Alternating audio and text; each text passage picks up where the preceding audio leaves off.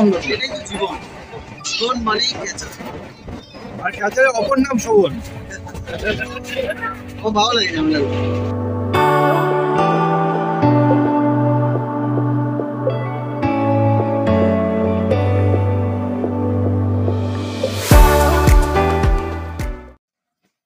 Hello everyone, welcome to my channel Zindagi life.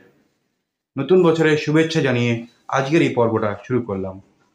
শীত কলকাতায় কিন্তু মারাত্মকভাবে পড়ে গেছে, আর এই শীত মানেই বাঙালির কিন্তু ঘুরতে যাওয়ার পালা। তার মধ্যে আমরাও এই শীতের ছুটিতে বেশ কিছু জায়গা আছে আমরা প্ল্যান করেছিলাম, আর সেই প্ল্যানের মধ্যে আমরা বেছে নিয়েছি আজকে জামশেদপুর। আমার এই ব্লগে আপনাদের সবাইকে আবার একবার আমন্ত্রণ জানিয়ে আজকের এই ব্লগটি শুরু করছি।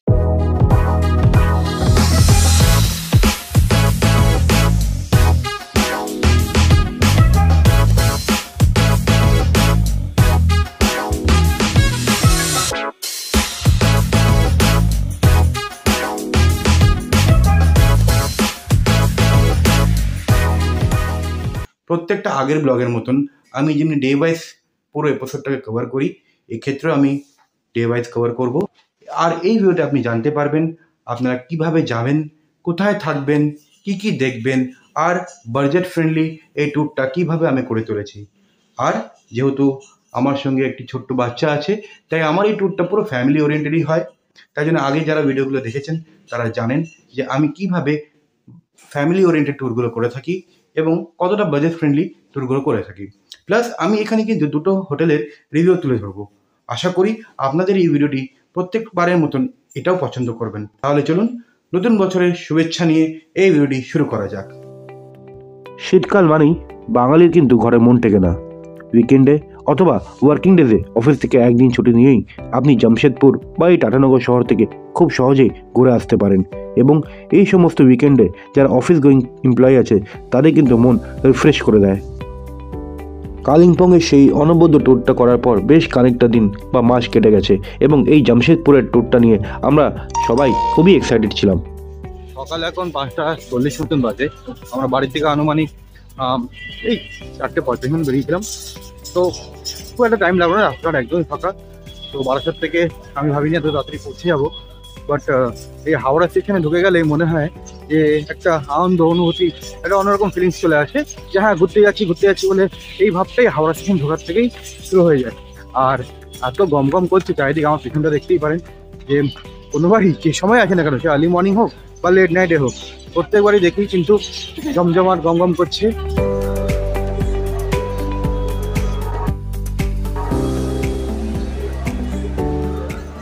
টাটানগরে যাওয়ার একাধিক ট্রেন থাকলেও আমার মতে 6:20 মার্বেল এক্সপ্রেস অথবা 6:20 ইস্পাত এক্সপ্রেস বেটার হবে। বেশ কিছু ট্রেন ছাড়াও আছে, আমি ডিসক্রিপশনে করে কিছু ট্রেনের নাম এবং টাইমিং দিয়ে দিলাম, দেখে নিতে পারেন। তবে যত আর্লি মর্নিং বেরোবেন তত আপনার জন্য বেনিফিশিয়াল, বিকজ আপনি পুরো ডেটাকেই আপনি ইউটিলাইজ করতে পারবেন।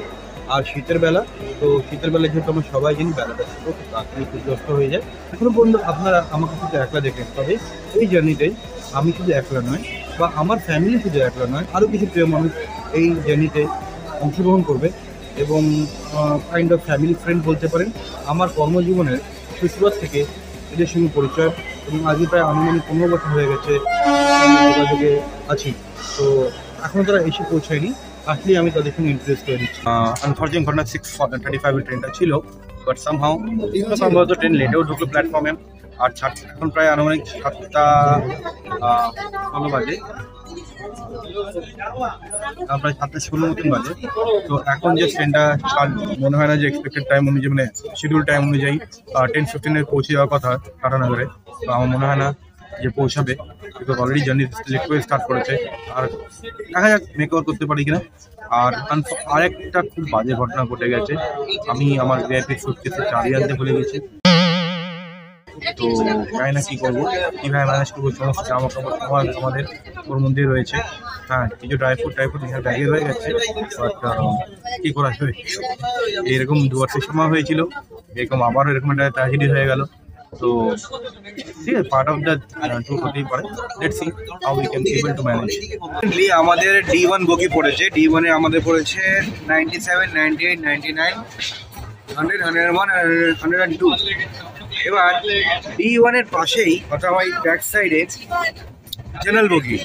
এবার জেনারেল বগি হওয়াতে ওইখানকার যে ফুল যে সমস্ত লোকজন আছে ওইগুলো ফুল প্যাকড আপ হয়ে যাওয়ার জন্য ওখানকার লোকজন সব এদিকে ঢুকছে আস্তে আস্তে, ফলে এখানে একটা বাজে অবস্থা সৃষ্টি হয়ে গেছে। তো কোনো রকমে তো ঝামেলা করে একটা দেখুন জেনুইন ইস্যু জেনুইনগুলো বোঝা যায়, আর কেউ ইন্টারনেশনাল করলে সেটাও বোঝা যায়। তো যা কিছু করার নেই, যতক্ষণ ম্যানেজ করা গেল এখানে করা হলো। ট্রাজেডি আমি বললামই যে আমার ভিআইপির চাবি বাড়িতে ছেড়ে এসেছি, তো দুবার সেরকম ব্যাগ ভুলে গেছিলাম, এখানে এটা হয়ে গেল। তো প্রত্যেকবার কিছু না কিছু ঘুরতে যাওয়ার সময় কিছু না কিছু একটা ঘটে এবং আমার তার জন্যই ট্যুরটা ইয়াদগার হয়ে থাকে। এবার আমি ভাবছি যে আমি ভাববো নাকি কি করবো নাকি নতুন জামা প্যান্ট কিনবো, তো যাই হবে হবে দেখা যাবে, আগে ঘুরে তো নি তারপরে হবে। 40 মিনিট আমি ট্রেনটা লেটে ছেড়েছিল হাওড়া থেকে, বাট অ্যাজ অফ নাও কোনো কভার আপ করেনি, ট্রেন এখনো 40 মিনিটস লেটেই চলছে। তো আমাদের এক্সপেক্টেড টাইম ছিল অ্যারাউন্ড 10-15 টাটানগরে, অ্যাজিউমিং দ্যাট আমরা 11টার আগে পৌঁছাবো না। তো দেখা যাক কি হয়। ওরা কোথায় যাচ্ছি আমরা এবার? Very good. কোথায় যাচ্ছি? এতদিন টোটা বলতো আমরা সিঙ্গাপুর যাচ্ছি, হ্যাঁ। এবং এটা শুনে অনেকে আত্মীয় উঠেছিল। আচ্ছা না না না, যেহেতু আমার ব্যাগের লক নিয়ে আমরা চিন্তিত ছিলাম, তাই জন্য ইন্ট্রো করানো হয়নি। শোভনের ওয়াইফ প্রিয়াঙ্কা আর ওর ছেলে ওখানে রয়েছে, আমার মেয়ের সঙ্গে খেলছে। আর নায়ক মানুষ ধ্যান খায় প্রচণ্ড। আর আগে যেমনি বলেছি আনুমানিক আমাদের 15 বছর বন্ধুত্ব, সেই কর্মজীবন 2007 থেকে আজকে 2023, 15 বছর হয়ে গেল তো। 15 প্লাস, হ্যাঁ। কত এভাবে বয়সুনি ও বাড়াত 15 বছর হয়ে গেছে। তোর অ্যাজ অফ না জার্নি কেমন লাগে? তোর অ্যাজ অফ না এই যে ক্যাচাল ব্যাচাল হলো আমাদের সাথে ট্রেনে, কেমন লাগে? এটাই তো জীবন, জীবন মানেই ক্যাচাল, আর ক্যাচালের অপর নাম শোভন। ও ভালো লাগে না, প্রায় 3.5 ঘন্টা জার্নি করে আমরা চলে এসেছি টাটানগর। আমাদের ট্রেন অ্যাপ্রক্স 30 মিনিট করে লেট করেছে, উইচ ইজ ফেয়ার ইনাফ, কিছু করার নেই। ওখানে 45 যেহেতু লেট করে শুরু করেছিল। শোভনের সঙ্গে আগেই পরিচয় করেছি, দীপাঞ্জন আমার আবার পুরনো বন্ধু, 15 বছর এর সঙ্গে বন্ধু, একই সাথে কাজ শুরু করেছিলাম, একই কোম্পানি, একই ভিন্ন ভিন্ন জায়গায়। ওর আমি এখন এক জায়গায় কাজ করি। আর তাদের মানে আমাদের গিন্নিরা অর্থাৎ প্রিয়াঙ্কাতে চলেই তাপসী, দীপাঞ্জনের ওয়াইফ, আর প্রিয়াঙ্কাকে দেখিয়ে দিয়েছি। আর আমাদের এই যে টোটো হাই বলে দাও, হাই হাই। আচ্ছা, তো এবার দায়িত্বটা একটু বেশি ছিল, বাট আমার দ্বারা মিস্টেক হয়ে গেছে, চাবি টাবি হারিয়ে ফেলেছি, জানি না কি হবে। আর এখান থেকে আমাদের হোটেল বুক করা আছে কিছুটা এগিয়েই, 10 মিনিটের রাস্তা। প্রত্যেকটা টুরে একটা না একটা নতুন করে। হ্যাঁ, জিনিস হারাবো, জিনিস কিছু নষ্ট করবো, পার্ট অফ দ্য জার্নি। চলো হতে তো বেরিয়ে এরকম অটোওয়ালা ক্যাবের জন্য আপনাকে ছেড়ে নেবে, কিন্তু আপনাকে পাশ কাটে এখান থেকে বেরিয়ে আসবে। এটা হচ্ছে পার্কিং এরিয়া, তো ছেঁকে ধরবে পুরো স্টেশনের প্ল্যাটফর্ম থেকে ধরে যাচ্ছিল, তো পাশ কাটিয়ে এগিয়ে আসাটাই বেটার। এই মেন রাস্তায় এসে ল্যান্ডমার্কটা এ করবেন, এখান থেকে অনেক অটো যায়, এখান থেকে অনেক সস্তায় আপনি পেয়ে যাবেন।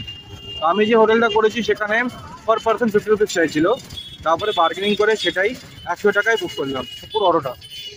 তো এই আরপিএফ পোস্ট যেটা আছে এটাকে ল্যান্ডমার্ক ভাবেন, এই রাস্তায় এসে আপনি স্টেশন থেকে না করে এখান থেকে নেবেন, অনেক চিপে পেয়ে যাবেন। আমাকে যিনি প্রথমে বলছিল 50 রুপিস পার পার্সন, তাই বললাম ভাই এটা পাশেই হেঁটেই চলে যাবো, 900 মিটার, 1 কিলোমিটারও না। তাহলে যে ভাই 10 টাকা 20 টাকা করে নেয়, পুরো অটো রিজার্ভ করলাম 100 টাকায়, পুরো আমরা সবাই মিলে একটা অটোতেই চলে যাচ্ছি। তো এখানে দরদাম ব্যাপকভাবে চলে, তো বুঝে শুনে কথাবার্তা বলে তবেই উঠবেন। আর মেন রাস্তায় উঠে অটো বা টোটো যাই হোক না কেন বুক করবেন। তো সামনে ড্রাইভারকে নিয়ে আরাম 2 জন বসতে পারবে, সামনে 3 জন, এখানে 3টে অ্যাডাল্ট বসতে পারে, আর এই সাইডেও 3 জন আমরা আরামসে বসতে পারি। প্লাস এখানেও কিন্তু 2 জন বসতে পারে, কিন্তু এখানটা আমাদের লাগেজগুলো রেখে দিয়েছি। টাটানগর রেলওয়ে স্টেশনের বাইরে ই বাইক সার্ভিসও আছে, অর্থাৎ আপনি রেন্টে এখানে বাইক সার্ভিস পেতে পারেন। ট্যারিফ এবং কন্ট্যাক্ট ডিটেলস এই ভিডিওতে পজ করে আপনি দেখে নিতে পারেন। আর এক্ষেত্রে যে সমস্ত ট্যুরিস্ট এখানে ঘুরতে যাচ্ছেন তারা বাইকে ভাড়া নিয়ে অবশ্যই সাইট সিন বা সিটি ট্যুর করতেই পারেন ইজিলি। এটা আমাদের hotel AB palace. Hotel AB palace আজ আমার ডে 1-এর রাত্রিবাস এখানেই হবে। এই হোটেলের রিভিউ ট্যারিফ সম্পূর্ণ তথ্য নিয়ে একটি ডেডিকেটেড ভিডিও নিয়ে খুব তাড়াতাড়ি আপনাদের সামনে তুলে ধরছি। এই হোটেলের পাশেই হোটেল প্যারাডাইস, দেন হোটেল নানক। এই হোটেলে ওরা উঠেছে, আমিও কালকে এই হোটেলে যাব।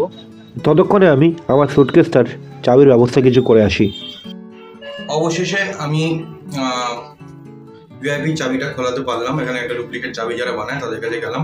তো প্রথমে সে তো বলে দিল এটা ডুপ্লিকেট বানানো যাবে না, তো অনেক পুরনো চাবি দিয়ে সে ট্রাই করলো, খুলে গেল। আর মাত্র 50 টাকায় এটা খুলেও দিল, এবং পুরোনো একটা চাবি যেটা দিয়ে খুললো সেটা আমাকে দিয়েও দিল। আর সত্যি খুব ভালো লাগলো ভাই, রিলিফ ফিল করছি। যাক, এই যে হোটেলটা আছে, হোটেল এবি প্যালেস, এই হোটেলটা স্টেশন থেকে মাত্র ওয়াকিং ডিস্টেন্সে ম্যাক্সিমাম 5 থেকে 7 মিনিট। তো আমরা তাও অটো করে বুক করে এলাম, বিকজ আমাদের হাতে অনেক মালপত্র ছিল। জাস্ট আমাদের হোটেলটা ওখানে, পুরো নানক হোটেল বা এবি প্যালেস হোটেল, এই লালটা, তার ঠিক অপোজিটেই একটুখানি হেঁটেই এই চন্দন হোটেল। এখানে আজকে আমরা লাঞ্চটা করবো, দেখি কেমন কি আছে। গড়িতে তখন দুপুরের 1:45, তাই সাইট সিনের আগে লাঞ্চ করে বেরোনোই ভালো। জামশেদপুরের বিরিয়ানি हमारे वहाँ पे ना थोड़ा हल्दी हल्दी रहता है, यहाँ पे लाल लाल देख के मैं थोड़ा ठीक है लग रहा है। अच्छा, জামশেদপুর শহরে কোনো ল্যাঙ্গুয়েজ ইস্যু হবে না, সবাই বাংলা হিন্দি সাবলীল। मसाला राइस ज़्यादा देना, ठीक है, नीचे का। ভারতবর্ষ একটি বৈচিত্র্যপূর্ণ দেশ, যেখানে প্রত্যেক 100 কিলোমিটারে একই খাবারের টেস্ট কিন্তু পাল্টে যায়। তাই আমি যেখানেই যাই না কেন সেখানকার স্থানীয় খাবার নিশ্চয়ই ট্রাই করে থাকি। জাফরানে এই লাল আছে না, লালচে হলুদ আছে এটা।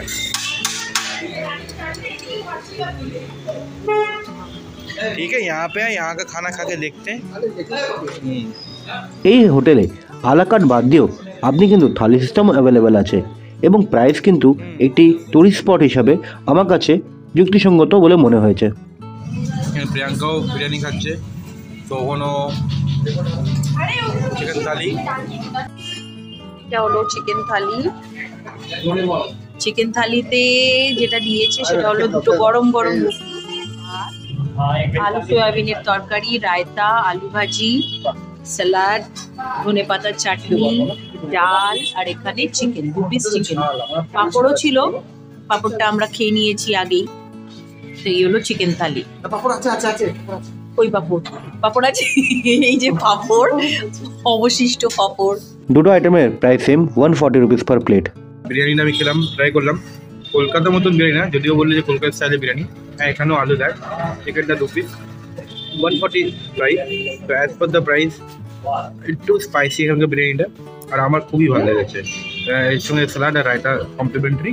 তো বিরিয়ানি, হ্যাঁ, আমি ওই কলকাতা স্টাইলে কলকাতা ভেবে যদি খেতে যাই, ওই মিট এক্সপেকটেশনটা আসবে না, বা ওই টেস্ট ফ্লেভারটাও পাবেন না।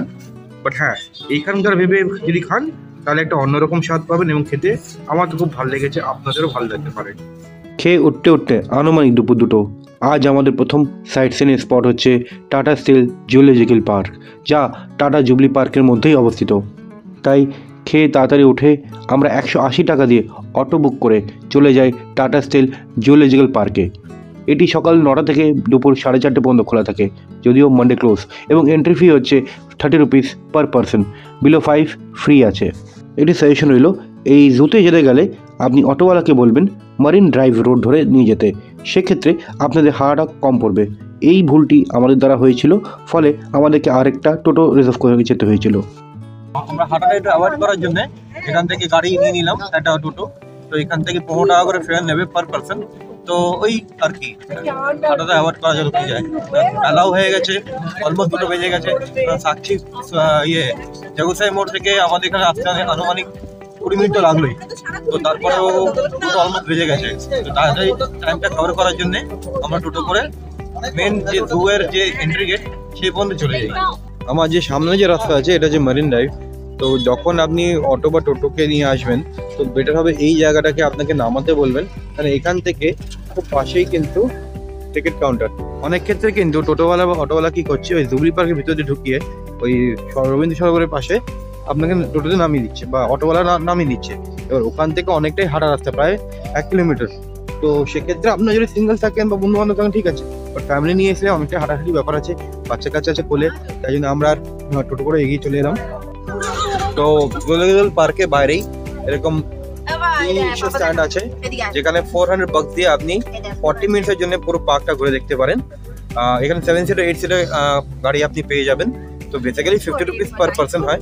তো আমরাও গাড়িটা বুক করে নিলাম, বিকজ একেই দেরি করে এসেছি, পুরোটা কভার করতে হবে, প্লাস অনেক কটা আরও স্পট আছে সাইট সিইং করতে হবে। তো তার জন্যই কম টাইমে বেশি বেশি জায়গাগুলো এক্সপ্লোর করার জন্য একবারে ভাবলাম যে না নিয়ে নিই, রিক্সায় নিয়ে নিই, সেটা করেই ঘুরি। জুয়ের ভিতরে একাধিক কিন্তু দেখার বিষয়বস্তু আছে, কিন্তু যদি সেই সমস্ত জিনিসগুলো এখানে তুলে ধরি তাহলে এই ভিডিওর দৈর্ঘ্য অনেকটাই বড় হয়ে যাবে। এত কাছে তো কলকাতা দুটোও দেখতে পারতাম না এরকম ওপেন। সত্যি বলতে গেলে হেঁটে এত আইটেম কভার করতে পারতাম না এত তাড়াতাড়ি, আর এত কিছু বুঝতেও পারতাম না কোনটা কি পাখি, কোনটা চাইনিজ বার্ড, কোনটা লাল মুরগি, কিছুই না। আর ছেলেটা খুবই ভালো করে বোঝাচ্ছে। আর কিছু কিছু জায়গায় যেখানে গাড়ি উঠবে না সেখানে একটু ওয়াকিং করে নিতে হচ্ছে। আর আমার তো খুব ভালো লাগে, এবং আমাদের এই দুটো ফুটেগুলো এসছে না, এই শোভনের ছেলেটা আর আমার মেয়েটা, তারা তো ব্যাপক এনজয় করছে এই জুটা। তো যাক, ভালো হয়ে গেলো। প্ল্যান যেরকম করছি আস্তে আস্তে সেভাবে এক্সিকিউট করছি, বেশ ভালো লাগছে। তবে এর ভিতরে কী কী আছে এবং কী নেই সেগুলো জানতে হলে কমেন্ট সেকশনে জানান, তাহলে আমি একটি ডেডিকেটেড ভিডিও আপনাদের জন্য বানিয়ে তুলে ধরবো। দেখুন, যদি আপনি গাড়ি করেন এই ইলেকট্রিক গাড়িগুলো, একটা প্লাস পয়েন্ট আছে, কিন্তু টাকা 400 টাকা হচ্ছে খরচা ঠিকই, কিন্তু যে ছেলেগুলো আছে বা যারা এই চালাচ্ছে এই গাড়িগুলো, তারা কিন্তু গাইডের কাজও করে দিচ্ছে, বলে দিচ্ছে, বুঝিয়ে দিচ্ছে, ঠিক আছে। তো এটা কিন্তু খুব ভালো দিক, গাড়িটা নতুন অভিজ্ঞতা হচ্ছে। তো সব কিছু তো সব মানুষের পক্ষে জানা সম্ভব নয় অ্যানিমাল রিগার্ডিং, তো এরা কিন্তু বলেও দিচ্ছে, বুঝেও দিচ্ছে। তো এটা খুব ভালো লাগলো আমার, কিন্তু বেশ ভালো জিনিস। জু থেকে বেরোতে আনুমানিক 4:30 বেজেই গেল। তার পরবর্তী গন্তব্যস্থল জয়ন্তী সরোবর। শান্ত সুষ্ঠু নিরিবিলি পরিবেশ, আপনি আপনার সঙ্গিনীর সঙ্গে কিছুটা সময় এখানে অতিক্রম করতেই পারেন। এই জয়ন্তী সরোবরের পাশেই রয়েছে laser show and musical fountain, পায়ে হেঁটে মাত্র 2 মিনিট। কোনো এক বিশেষ কারণবশত আমরা এই শোটা দেখতে পেলাম না, তবে শো টাইমিং এবং টিকিট প্রাইস এখানে দিয়ে দিলাম। জুবলি পার্ক রাত 8টা পর্যন্ত খোলা থাকে। জুবলি পার্ক আসলে একটি ক্যাম্পাস, এবং এই ক্যাম্পাসের মধ্যে বেশ কিছু সাব সেগমেন্ট আছে। আপনার হাতে যদি টাইম থাকে এবং শরীর যদি পারমিট করে, তাহলে কিন্তু আপনি এই ক্যাম্পাসের মধ্যে বাকি যে সমস্ত জিনিসপত্র আছে বা সাইন্সিনের জায়গাগুলি আছে, আপনি সেগুলো কভার করে নিতে পারেন। যেমন children's park, Nicco jubilee park and splash zone, Agni, majestic fountain avenue, sir Dorabji Tata park. এবং জুবলি পার্কে আসার পথে আপনি অবশ্যই দেখে নিতে পারেন টাটা স্টিল প্ল্যান্ট, বাট বাইরে থেকে, আর GRD Tata complex. Jubilee park থেকে 160 টাকা অটো বুক করে আমরা চলে আসি আমাদের হোটেল। ডে 1 আমরা ডিনারে বেরিয়েছি, আর আমরা চলে এসেছি খুব পিয়াস বলে একটা রেস্টুরেন্টে। আমাদের হোটেল থেকে খুবই পায়ে হেঁটে মাত্র 2 মিনিটের রাস্তা। তো যে দুপুরে যেখানে লাঞ্চ করলাম তার ঠিক একটু এগিয়ে গিয়ে এই রেস্টুরেন্টটা আছে। এই রেস্টুরেন্টের অ্যাম্বিয়েন্স একটু বেটার, তো রেটটা ডেফিনেটলি ভ্যারি করছে। এখানে একটু ট্রাই করছি ডিনারটা, দেখা যাক কেমন কি। আমি এই রেস্টুরেন্টের মেনু কার্ডটা দেখিয়ে দিচ্ছি, আপনারা পজ করে চাইলে দেখে নিতে পারেন। বাটার তন্দুরি রুটি, চিকেন 2 পেঁয়াজা হাফ, দীপাঞ্জন নিয়েছে mix fried rice with chilli chicken, শোভনও নিয়েছিল mix fried rice and chilli chicken. তো নিয়ে চলে গেল, বিকজ প্রিয়াঙ্কা বা হোটেলে আছে। হ্যাঁ, কেমন একটা বাইট নিয়ে বলো কেমন। আরে তুমি খাও না। এই রেস্টুরেন্টের food quality, quantity, test and ambience যথেষ্ট ভালো, এবং এর প্রাইসও যথেষ্ট ভ্যালিড বলে আমার মনে হয়েছে। ডিনারে এই রেস্টুরেন্টে আমাদের বিল এলো সবার মিলিয়ে 1200 টাকা। এটি ছিল এই পর্বের প্রথম এপিসোড। আসুন এবার দেখে নেওয়া যাক বাড়ির থেকে বেরিয়ে টিল ডে 1 পর্যন্ত আমার কেমন কি খরচা হলো। এই খরচাটা ব্যক্তিগত আমার দিককার, এবং এই খরচাগুলি একান্তই বোঝার সুবিধার্থে আপনাদের ক্ষেত্রে ব্যতিক্রমও করতে পারে। আজ তবে এটুখানি, খুব তাড়াতাড়ি দেখা হচ্ছে আগামী একটি পর্ব নিয়ে। Till that time, goodbye, take care and be safe.